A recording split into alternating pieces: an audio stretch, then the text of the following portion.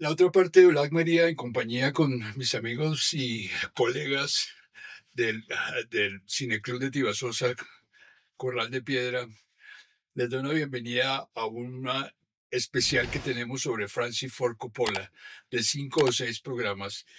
Y considero que es importante comenzar hablando de Coppola en este primero como una antesala de alguien que fue determinante, que se llamó Roger Corman. Hay un libro muy interesante lanzado en las artes que se llama ¿Cómo hice 100 films en Hollywood y nunca perdí un centino? Roger Corman. Es tal el agradecimiento del señor Francis Ford Coppola sobre el papel que desempeñó Corman en su formación desde que era estudiante en UCLA, que le permitió hacer un personaje de senador en El Padrino 2 como homenaje. Entonces, me permito leer esto.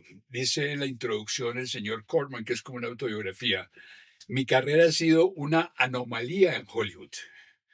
Me han llamado de todo, desde el rey de la serie B hasta papa del cine pop. Dirigí más de 50 films independientes de bajo presupuesto y he producido y o distribuido otros 250 para mi propia compañía, New World Picture y Concord New Horizon.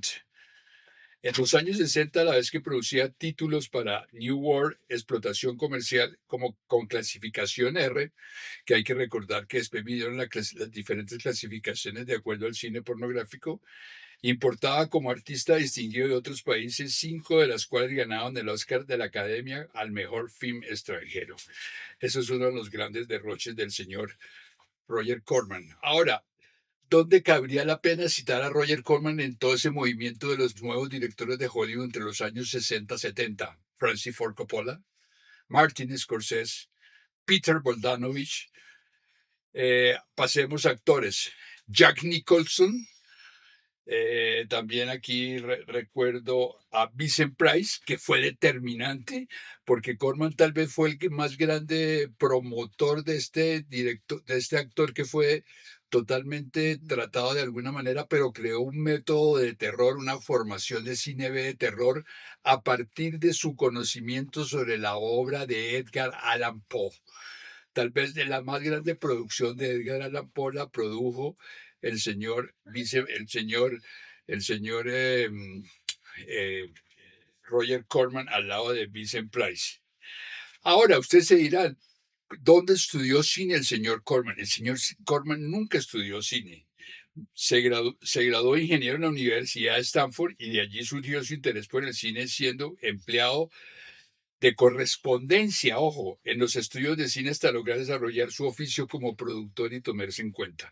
Y aquí hay algo interesante, dice: mis estudios de ingeniería en Stanford habían fomentado en mí una gran meticulosidad en la preparación de todo trabajo y una auténtica pasión en la eficacia y la disciplina. Y esos son dos datos interesantes para alguien que fue tan determinante en ese proceso creativo de Hollywood, sobre todo porque van a aparecer elementos muy importantes como es la posguerra. En el siguiente lugar va a ser determinante todo ese papel que jugó el cine B, que siempre lo catalogaban como el cine de los marcianos, el cine de los comunistas, el cine que iban contra el American Wildlife, y de alguna manera Corman rompió ese modelo dando una categoría bastante interesante. Ahora, ¿qué es lo más representante de Corman?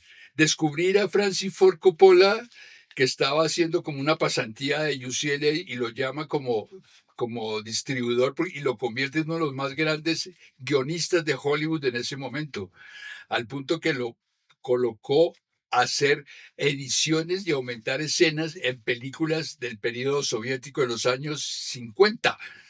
O sea, cuando estaba de alguna manera todavía vigente toda esa relación entre el modo de vida americana y el comunismo, la Guerra Fría, pero vista desde el cine. Entonces dice: ¿cómo conocí yo a un director como Francis Ford Coppola, que iba a ser tan determinante en mi vida? La especialidad de Francis era sobre todo la de producciones teatrales para UCLA. Había estudiado con anterioridad teatro y después de allí saltó a buscar de alguna manera otras formas de expresión como fue el cine y los guiones. O sea, hay tres categorías que Corman de alguna manera explotó en Coppola y lo fomentó, que fue el teatro, fue la cinematografía como cineasta, como director, y fue como director de cine y montajista, tanto así que fue el productor de su primer largometraje que se llama Demetia 13, que lo hizo con su recién elaborada y casada mujer, que se llamaba Eleonor Coppola, que a propósito hago un paréntesis, junto con los que anuncié en el programa anterior, también murió este año, el mismo año que murió Roger Corman, paradójicamente. Entonces decía, en la especialidad de Francis era sobre todo las introducciones teatrales de UCLA, aunque también había ganado un premio Samuel Goldwyn, o sea, la Metro Golden Mayer, como guionista dotado con 2.500 dólares. Su primer trabajo se concretó en un film espacial soviético de ciencia ficción que había adquirido a bajo presupuesto. Los cielos en llamas. Me encargué de una revisión inicial y el texto de adecuación de diálogos que lo hizo Francis y arregló esta película. Luego se exhibió como Batalla a través del cielo, del sol. Este era el señor Corman, un personaje interesante. Ahora, ¿qué dice Coppola de Roger Corman? Roger, enterado de mi experiencia teatral y mi buen trabajo con actores, algo que no era habitual en el mundillo del cine, me contrató como ayudante por $90 semanales. Estaba muy orgulloso de tener en su planilla al ganador del premio Goldwyn. También se cuidó de insinuar que él había trabajado por $45 en los estudios de Paramount. Naturalmente yo habría colaborado con Roger gratis, pero él en cuando se encargaba de mi estómago, dándome muy buena comida y queriéndome. El fin soviético del espacio era muy ideológico y simbólico en sus conflictos. Roger promulgó que había una fortuna en los efectos especiales, porque los soviéticos de alguna manera consideraron que los efectos especiales eran una manera de involucrar ese concepto de la Guerra Fría, donde hay que citar un dato interesante. La gran disputa entre los Estados Unidos y el humillado Japón, que había perdido, lo logra conciliar cuando hace Godzilla, y los norteamericanos se preocupan porque comienzan a hacer películas B de alguna forma para evitar la invasión de los soviéticos. Pero en ese orden de ideas creo que es importante mirar una de las facetas del señor Corman como director. Es impecable. Y me refiero a una película del 58 que se llama Machine Game, que fue determinante, con un desinteresado actor de poca monta, que se llamaba en ese momento Charles Bronson, 1958. Luego el señor Corman hará otra serie de películas, todas sobre el concepto de Edgar Allan Poe. Empieza 1960, el hundimiento de la casa Usher, una serie para televisión, con Vincent Price, cuya su principal estafeta. Crea El péndulo de la muerte, también de Edgar Allan Poe, en el 61, nuevamente con Vincent Price. La obsesión prematura de Buril, también de Allan Poe, con Vincent Price. Historias de terror, que era una serie de cuentos con Vincent Price, todo con Allan Poe. O sea, de alguna manera, Corman imitó, enunció no solamente a Vincent Price, sino a toda una serie de géneros. Por ejemplo, en el 62 hace La Torre de Londres, donde los diálogos los hizo Francis Ford Coppola con Vincent Price de intérprete. Hace El joven Racer del 63, producido por Corman para American International, con sonido de Francis Ford Coppola. O sea, ya encontramos a Francis Ford Coppola como guionista, como montajista, como escritor y como sonidista.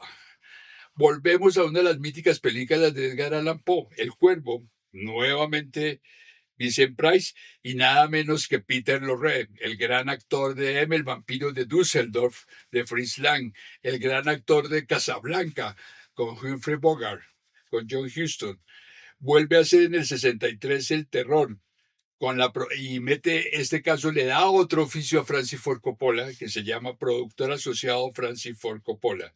y codirigido por Francis Ford Coppola, y Martin Hellman y Jack Nicholson.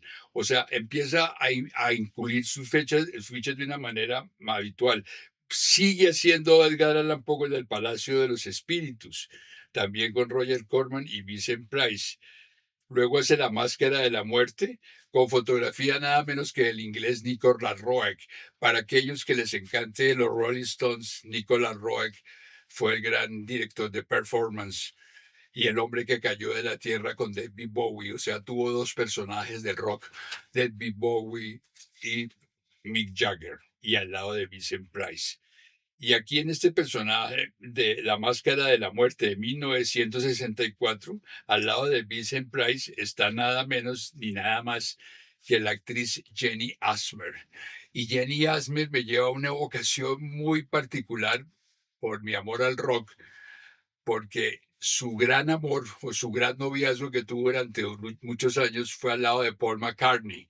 Paul McCartney, que hizo Lucy en el cielo sin estrellas. Y también fue la estrella mítica de una película que el crítico de cine caleño Andrés Caicedo amaba, La muchacha del baño público, escrita, dirigida en Inglaterra por el polaco Jerzy Skolimowski. Y si seguimos ya hablando de todas las películas de Roger Corman, creo que no acabaremos ninguna más.